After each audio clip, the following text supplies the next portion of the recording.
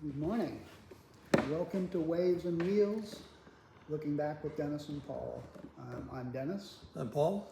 and again, welcome. This is our third episode. We want to kind of look back again. We're going to look back at our first two episodes a little bit and play off of that and make sure that we got our introductions correct and make sure that everybody knows where we're coming from. And I guess with that said, I think Paul, we're gonna have a story from Paul today. Yeah, we're going to do a little story time. We decided that, back when we were talking in the first episode, we talked about surfing and our beginnings in surfing. We both have things that we remember that kind of have stuck with us over the years. And this is a really interesting story. I grew up surfing, if you watched the first episode, you saw that my first days in surfing were in Long Beach, of all places, where the water is just brown, not great. And I didn't even know there was waves there. Yeah, little ones. Yeah. And then I progressed to Seal Beach and Huntington Beach, and the reality is neither one of those places are much better. Right. Although Huntington, has a lot more water moving. Yeah, a little bit of a step up from Seal Beach. Yeah, and I've always said, and I think Dennis will agree with this, if you can surf well at Huntington Beach, you can surf well pretty much anywhere because of how much is happening around you and the water moving and stuff like that. Mm-hmm. So after Huntington, we'd surf primarily Seal Beach and Huntington and Surfside, which is between Huntington Beach and Seal Beach. This was before I started surfing with Dennis. And sorry, I've got a frog in my throat. I'll edit that out. I used to surf with some guys that I went to school with, neighborhood guys. And I had a friend, and I want to say his name was Johnny, but he had a friend, his name was Ted. And it was Ted and I and Johnny, and I can't remember who the fourth person was. But Ted used to have, of all things, a 56 Nomad wagon, Chevy Nomad wagon, two-door wagon with a big hatch in the back that lifted up, from the back, and it didn't have a fold-down tailgate. It just had the big window in the back that lifted up. Mm-hmm. And so we would pile all our surfboards back in there. And back in those days, we were all riding, in the 7 to 8 foot long boards. This is, the first part of the shortboard era. And my friend John had just gotten a brand new board. And I don't know if you think back and think if you remember these. Do you remember when they came down with the first hard rail boards away from the rounded rail board, and the board would come down and then it's just a hard edge? Yeah. You remember that? Real boxy. Yeah, real boxy rails. Yeah. He had just gotten one of those, and it was from a guy in Long Beach and off of Cherry. Shop was there and gone, in a matter of years. And it was dark blue, I remember that. And I was riding, my board was a Carbonell. Oh, yeah. And it was the 7.6 board that my mom had bought for me. That's another story that I'll tell at another time. But it was the first board other than that big balsa board I was riding. And Ted piled us into the car one morning. He said, "I'm coming by early, be ready." And I said, "What time?" He said, "I'm coming by at 5 in the morning." Whoa. And I'm like, okay. And so, it was still dark. He shows up, pile in, and it was the summer, so it was warm. Mm-hmm. And I said, "We're going to Surfside or Huntington?" And mind you, at this time, I'm only 14. Mm-hmm. Ted is 16. John was my age, and the other guy was Ted's age. And he said, "No, I'm taking you somewhere special." And, I had to get permission to go ride with this guy because I was only 14. Mm-hmm. My mom was like, "Yeah, cool." She didn't know where we were going. And so we pile in, and he had an 8-track. Maybe it was a 4-track in those days. And probably a 4. Yeah. And he plugged it in, and I remember as clear as bell, to this day. First thing that comes on is CCNR, Bad Moon Horizon, you know, and he's blasting that thing. It's speakers in the doors, and we're just having a blast driving. And he gets on the freeway, and I'm like, oh, okay, where are we going? And he goes, I'm taking you down south. And you know, we'd all heard about down south. He's the only one of us that had ever been there. And so we're driving and driving and driving, and you know, down south in those days would have been what we were thinking, maybe Laguna or something like that. And he blows past Laguna Beach on the 405 freeway, and it's, you know, not long after the 405 freeway was built, really. I mean, everybody used to drive Coast Highway most of the time. And so we get down there, and he pulls off on, and I don't remember the name of the exit at the time. I think it was For Trestles? No, it was, we were going to Leucadia. Oh. And we got off, I want to say we got off before Leucadia, like in Carlsbad, somewhere in Carlsbad. And drove on, no, we didn't, because we would have seen the beach. So we would have gotten off at what is now La Costa. Yes. So I don't know what it was then, but it wasn't La Costa because La Costa didn't exist at that time. And so it came down to Coast Highway, and for some reason we couldn't see the beach at that point, because I would have been able to see the water at that point. I didn't see it. I don't remember seeing it. Made a left-hand turn, got on the Coast Highway and into Leucadia. And if you've ever been on that little drive in Leucadia through Coast Highway, it's you know, one lane on each side of the road, and it was eucalyptus trees right down the middle of the road. And it was just like going into a new world. Like, you know, we'd never seen anything like that. I mean, it was, you know, Huntington Beach was pretty sterile in those days. It was just wide open. Yeah, wide open and sand and everything. And you know, Seal Beach was a small community, but it was different. Leucadia was different. There were no sidewalks anywhere, and there was dirt everywhere, and just a house here and there type of thing. And so, you know, we're driving down, and he comes up to this corner, and it was a stop sign. There were no stoplights at that time or anything like that. He comes up to the stop sign, and and you look to the right, and there's a little park. And on each side of the park is a drive that goes like this. And then it merges into one after you get to the park, and it goes up the hill. And that's still there. Leucadia Boulevard. Yeah, Leucadia Boulevard, but now there's a stoplight there, obviously. And so he takes a right, and we go around the corner. And then again, we're all kind of like looking at this like, wow, this is like Beautiful. magical, beautiful, exactly. And we go up the hill, and we get to the top of the hill, and we take a right, and he parks on the side of the road there. And you can look out now, and you're at the top of the cliff. You can look out and see the ocean in the background, you know, out there. And there were no stairs at that time. There was no railing. There was no parking lot. Nothing. None of that. You just parked on the side of the road. But there was a dirt lot on the other side of the road, and so we get out and we walk over to the edge of the cliff. And the sun had come up and everything. It was bright and sunny, and it was starting to warm up. It was a summer day. And I looked down, and all I saw was crystal clear aqua blue water. And I went, oh my God. Can I make a comment on the water? Sure. My first trip down, we went to Swami's, and when I was riding on the waves, I was afraid my fin was going to hit. The water was so clear that you could see everything on the bottom. Garibaldi's swimming by the reef, and I was like lifting my toes. I was afraid I'm going to hit something. It was that clear. You couldn't judge the depth. But go on. That's exactly. That's exactly where I was. Was the water is incredible. Yeah, that's exactly where I was going. It was beautiful. I looked down, and it's just the most beautiful water I've ever seen in my life.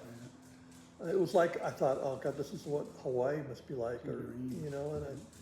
And of course, we'd never been to Hawaii at that point in our lives. And you know, there's little waves. It was, you know, maybe chest high, nothing great. But there was nobody in the water. There was, you know, maybe a couple of guys out. And, you know, you surf in Huntington, even in those days, it was packed.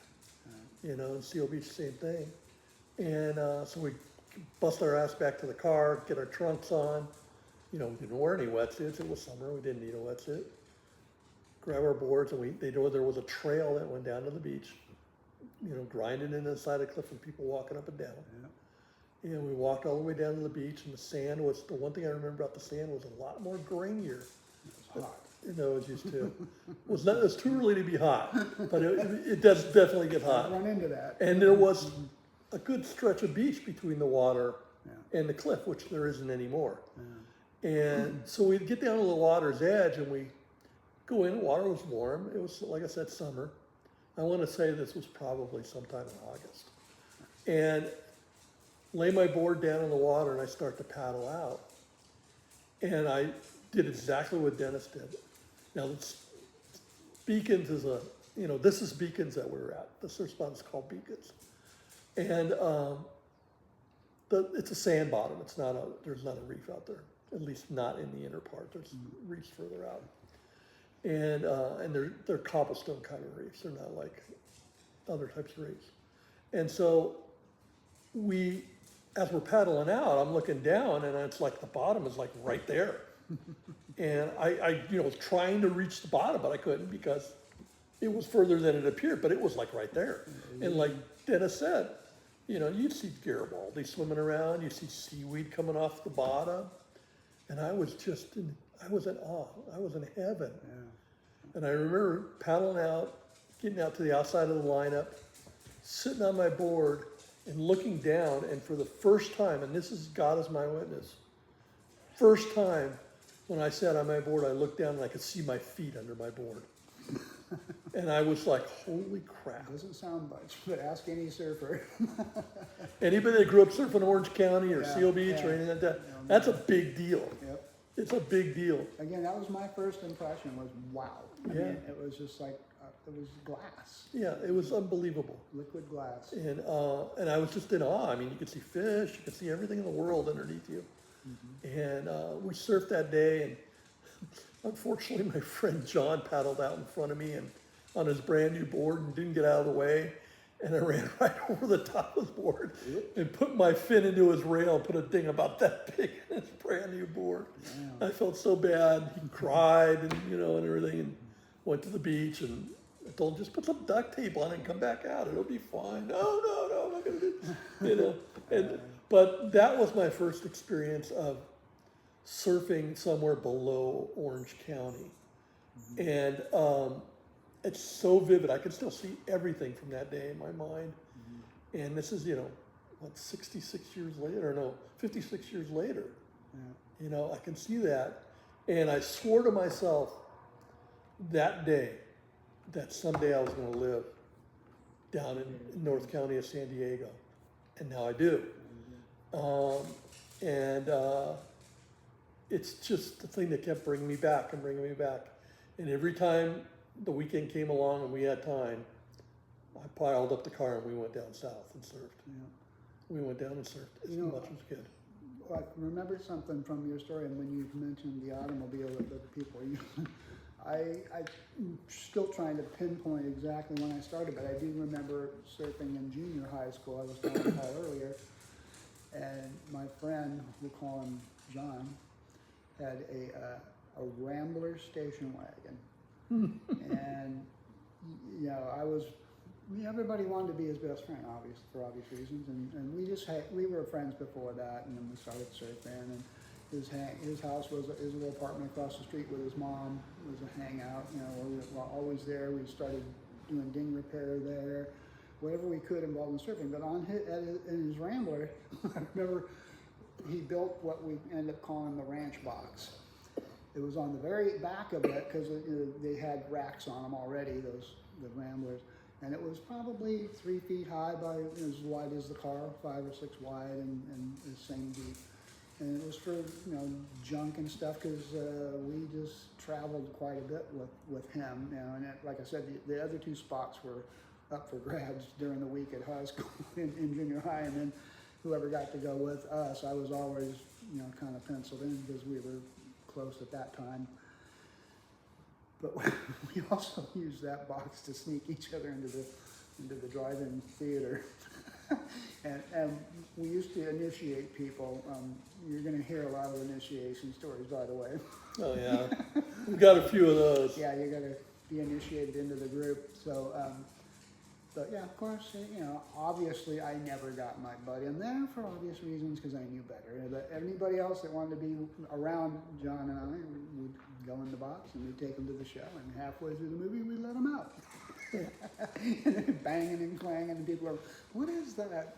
But, it's interesting that I just wanted to hit on the vehicle that I can remember as far back as I can, and how it was used, and the people that had the cars became our friends, out of necessity. And it's like, oh, I like this guy. And same, any fisherman, got a boat, friends. Yeah.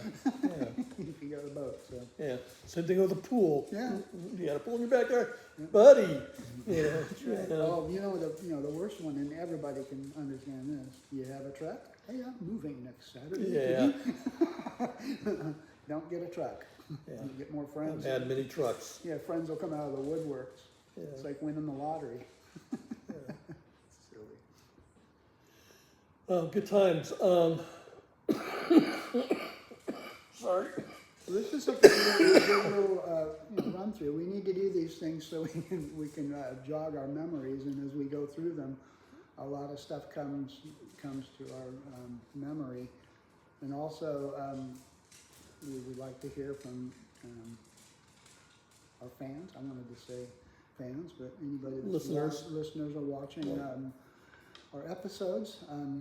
Hey, you got something to share with us? We want to share it with everybody else too. So, Or do you have any questions about what we've done? There's other stories. Dennis and I had a couple of really fun little things happen when we were younger, surfing and sneaking into trestles, things like that. And back in the day when you had to sneak in if you wanted to surf it, now you can drive basically right up to it. Walking in to the ranch up in Santa Barbara, I'd done that. I snuck in and under an assumed name and surfed Coho Point for 2 days, and then we got caught when the real guys showed up, and got escorted out as a 3 to 6 foot swell started rolling in, and we're just like, oh God, we surfed in chest high, and now it's 6 feet. wow. And we're gonna miss that.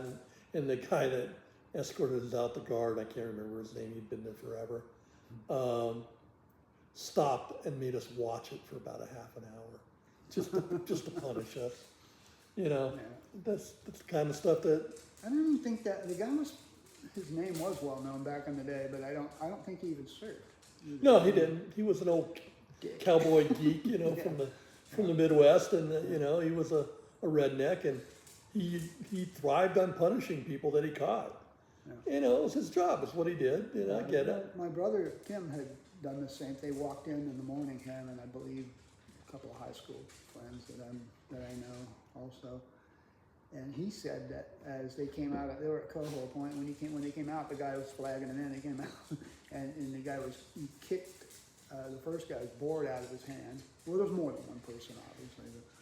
And then the second guy did the same. My brother was the third one in, so he just he teed his board up like a field goal before the guy got to him. And sure enough, the guy kicked a big footprint in the back of it, in the bottom of it. But that's the only, that's as close as I've gotten. I've had many opportunities and all of that, but it involved a lot more being in a group of people that I didn't want to be with. Yeah. So, my loss. I never really surfed the ranch. I remember we used to go up, surf up in Santa Barbara a lot, and Rincon. Surf Rincon, surf Carpinteria Point, Hammond's Reef. California Street was really good. California Street, Oxnard, or not Oxnard. What's this? Ventura. Ventura, thank you. Yeah. County Line. Yeah. All those places. And but we used to every now and then venture above the Santa Barbara area and above the launch ramp for the ranch and go into Halama State Beach and surf. And that was if you've never been there, it's a long road off of the highway to get into the campsites. Yep. camp area right on the beach. Before your, Yeah. what's it, 5 or 6 mile walk if you're going to Coho? Yeah, from there you would walk south. Yeah. After you go to Tarantula Point, you would walk south. And most of the time you couldn't get there on the beach. You'd have to sneak up on that road, and that's Yeah, really you'd have to walk scary. the- Well, you'd have that's to when you went in at dark. You went in, early morning, so you wouldn't be spotted. Yeah. The other way was to come up from the launch ramp and Had to walk the really- railroad tracks Yeah. up north. And that's the way I walked in. I didn't walk, and we surfed the lower spots, drakes, little drakes, rights and lefts, you know, those. But I can remember one time distinctly we were at Halama and the campground was full. And the only place you could, and there was a swell and it was good. And that place, you know, Tarantula Point would get good. Yeah. You know, big left, you know, and so we didn't have anywhere to camp. Everything was full. That's all I remember is everywhere was full. And so we camped on the road where there were other guys camped on the road. And I remember us sitting on the road and a couple of, I guess, local guys walked out because that's where the locals would park. They parked on the road too. And my friend was heating a can of beans over a little sterno stove thing. And the guy kicked the can of beans right off the stove, told us to get the F out of there, scared the crap out of us. We all slept in the car that night. We were little kids, man. Localism can He be was, crazy. he was in his 20s. We were all, 16-year-old kids. Yeah. But, that's, in those days, and, I know there's still localism going around, especially in places like the islands and stuff. But in those days, it was bad. Yeah. It was really bad. And that's, I guess, another area we can go to eventually and talk about that. Yeah. Yeah, about dealing with the locals. But all I remember is back in those days, the wetsuits weren't the best. And man, we used to freeze our butts off when we went out, even with a wetsuit on. Yeah. And for the life of me, I don't understand how those guys surfed Without them. without wetsuits in Well, the. they were, on the longboards, They were, pretty much out of the water, not as much but in the I mean, water. but the air was cold, you Yeah. know. Yeah, that's usually the factor, the air. Yeah, the and wind factor. I mean, I can remember coming out of the water, and my feet were purple. They were frozen. And I mean, you go stand in a shower at one of the rest area or campsites, turn on the hot water, and just watch the steam flying off of you. Yeah. Well, how about trying to, when they had the wetsuits with the key thing in the back there, and trying to get the key out when your fingers feel, your hands feel like one finger. You couldn't manipulate anything. Yeah. You're trying to get the key in the lock and can't turn it, and it was cold, man. And then when they finally started making wetsuits that were warm, you couldn't move in them. Yeah.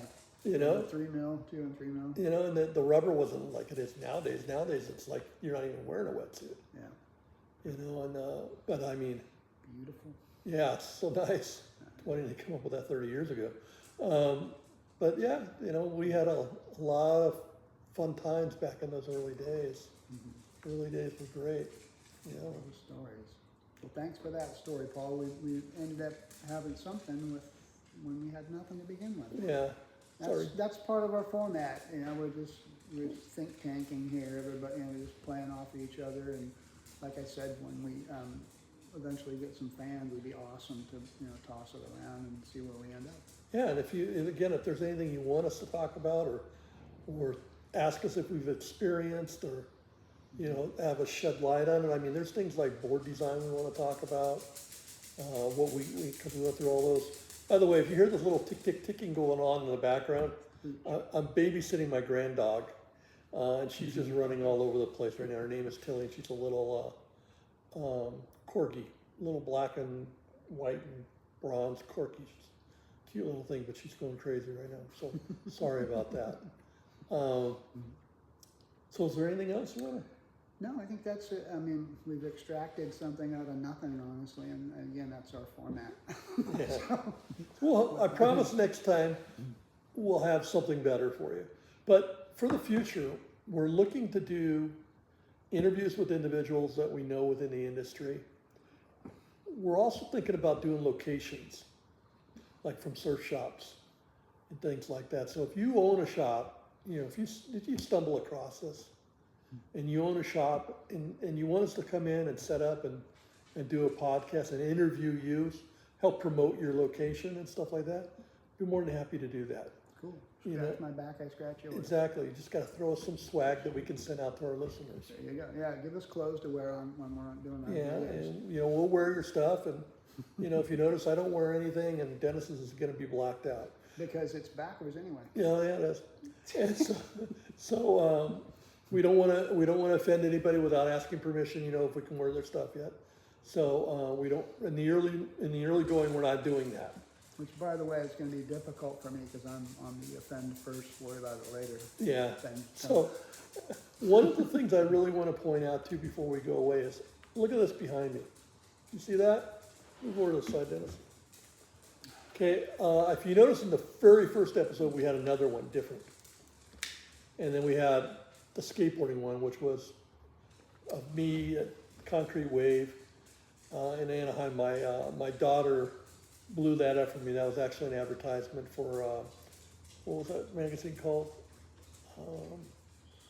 Zero Gravity. Zero Gravity. It was a paper magazine. And it's That is really a good memory. basically one of my only claims to fame as far as published pictures of me. This guy had a lot. I had very few. So, but this photo is a series that this man, Dennis, took. And he's going to be posting it soon. We'll put a link on everything so you can go and look at them. And if you want to order them, you'll be able to order them directly from Dennis. This one is on metal, and it's absolutely gorgeous. But there's a lot more. My wife has named this one the Angel because it looks like an angel coming down from heaven, I suppose. They all have a date, and the significance is they all took place while I was going through my second or third comeback to surfing after quite a bit of time off, probably 15 years. And took me a good 3 to 4 years to get it back, and Paul was part of that too. Helped to encourage me, but every morning when we got to the beach, depending on the weather, you know, it's what provides these conditions to get some incredible photos. And I've had them for quite a while, and just ran across them again and went, my goodness, these are worth sharing, and that's all I want to do is share. And where is this taken? It's in Carlsbad. It's right at the break would be called, what is the break called? The jetty there, I don't know, Carlsbad. But it's South Jetty? It's Agua Hedanonia Lagoon, and that description just means smelly water. And that's it was smelly water before it was open to the ocean, which was where the jetty is, where we surf. And also it was extended into the back to now where there's a recreational area, and they ride jet skis and all kinds of entertaining paddleboards and whatever. Do they not grow something in there too? Yeah, and they grow oysters and stuff back in the one corner closer to the, I don't think there's no picture of on the far right is the power plant also. But they're all taken within a half-mile area. Every morning when I got to the beach, I would walk, and this is before going to work full-time, by the way. I'd check out, get some photos, take a walk, and either go surfing or go right back to work, or go up to work. Yeah. So, And that old power plant would have been just south of this, yeah, right? actually, yeah, it's back behind you. Yeah. I keep in backwards and looking Can at the you- photo. Yeah, it's not in there, but on the other, there's others. So- Other photos that have it, but it's all in the same area. It's an accidental documentary of the weather and the beauty that can happen with the combination of the weather conditions each and every morning, and in the evenings too. Sunsets do the same. I don't have any sunsets because I was at that time a what do you call that? The morning person that gets Yeah. out Oh yeah. Mr. Dawn O'Clock. Oh, the dawn patroller, yeah. 'Cause Mr. this is all Dawn before o'clock. work, and I work at 9 o'clock, so get all of this in. He would get up early, and if there were no ways, he'd walk, and then he'd go play tennis, and then he'd go to work, or he would surf and then go to work Yeah, every morning. And again, this just happened. The photos just happened because I mean I don't know if anybody, you know, the phones, you got good cameras on them, and you're standing going, oh my goodness, and boom, out comes the phone, and everybody in the vicinity was doing the same, by the way. So it's I'm sure it's not completely rare, but it's mine, and I took it. So again, we will be posting a link so you guys can get in touch and grab some if you want some. Cool. Shameless Shameless. shameless plug, man. That's right. Which is the first of many. There will be more. That's right. Yeah. There will be more. So again, thank you. Thanks for watching. If you have any ideas, feel free. Again, we're going to be posting links. You'll be able to see us on Facebook, Instagram, TikTok. These will be up on YouTube and Spotify. Spotify even a thing anymore? No, I don't know, but I know YouTube. Shows for my sure. age. Yeah. But we'll have it on a lot of platforms, and As many as we can. we'll let you know where those are at. But this is all new to us, so give us time. Yeah. And if we're fumbling a little bit, it's because it's all new to us, and we're not exactly spring chickens anymore. We do want to take it as far as you're going to have us go. Yeah. So that you're a part of it because you were at the time and you are now. All right. Ooh, good one. On that, we'll say goodbye. Adios. We're going to get somebody to do this. That's why we do the shameless, stuff. We want to get some money to hire somebody to do